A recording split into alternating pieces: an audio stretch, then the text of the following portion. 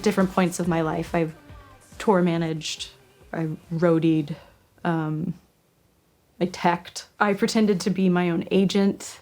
There was a hot new act named Annie Clark who was making the rounds all over coffee shops in the Northeast. But I felt too uncomfortable calling myself and saying, oh, hi, can you give me a gig?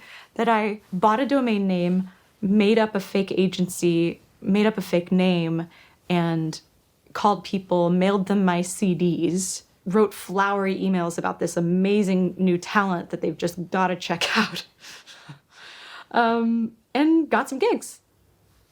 Just in whatever it takes. Hop in the minivan, let's do this. Help me with this amp. Psych, I can do it myself.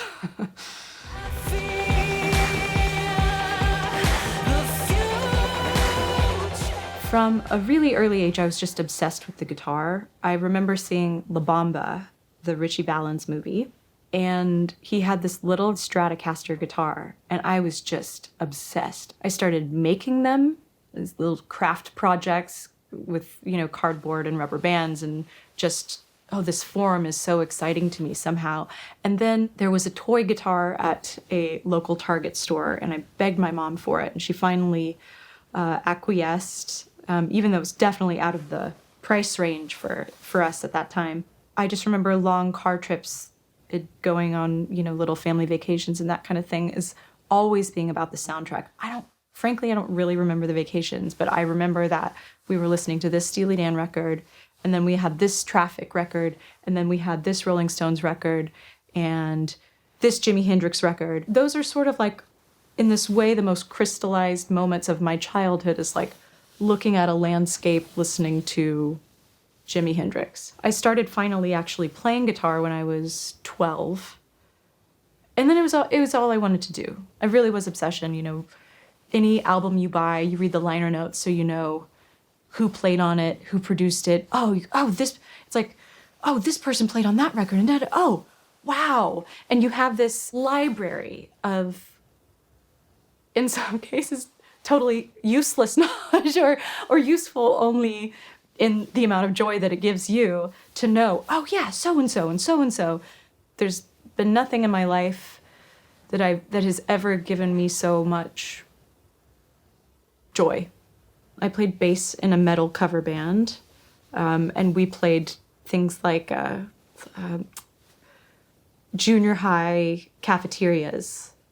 So we played some Maiden and some Metallica and some Pantera and some AC/DC. And then I remember I played a show in Dallas at a bar, which I was 15, so I was not obviously allowed to even be there, but they made an exception. My guitar teacher, who was a great guy named Tommy Hyatt, he had a band, and he let me sit in with the band, and we played Jimi Hendrix, The Wind Cries Mary. And I practiced that.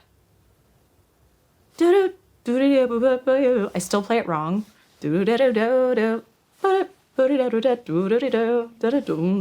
Whatever it is. I play it wrong still, but I play it my way.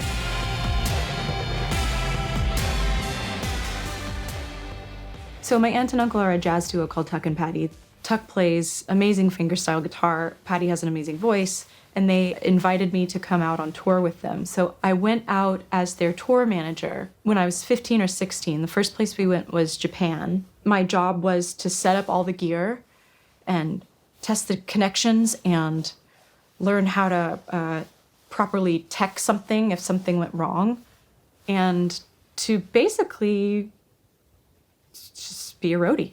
One of the first things my uncle had me do was learn how to properly roll a cable, which it sounds like minutia, but I'm so glad I know how to do it. Anytime I'm at a place and I see someone like wrapping it around, it makes me want to die. It's just it's like nails on a chalkboard. It's the worst. So how to properly roll a cable, how to test an outlet for the proper voltage, how to recognize frequencies and learn their corresponding notes.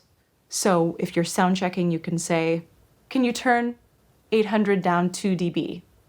So the engineering vernacular, but it was thrilling. It was thrilling to watch them every night. I just loved the road. I loved the freedom of it. I loved the idea that anything was possible, that you were going to be in a new place the next day and something new might happen, and who are you going to meet and what are you going to see? It was so formative and so fortunate that I got to really see it and also have a respect for all of the jobs that happen on the road.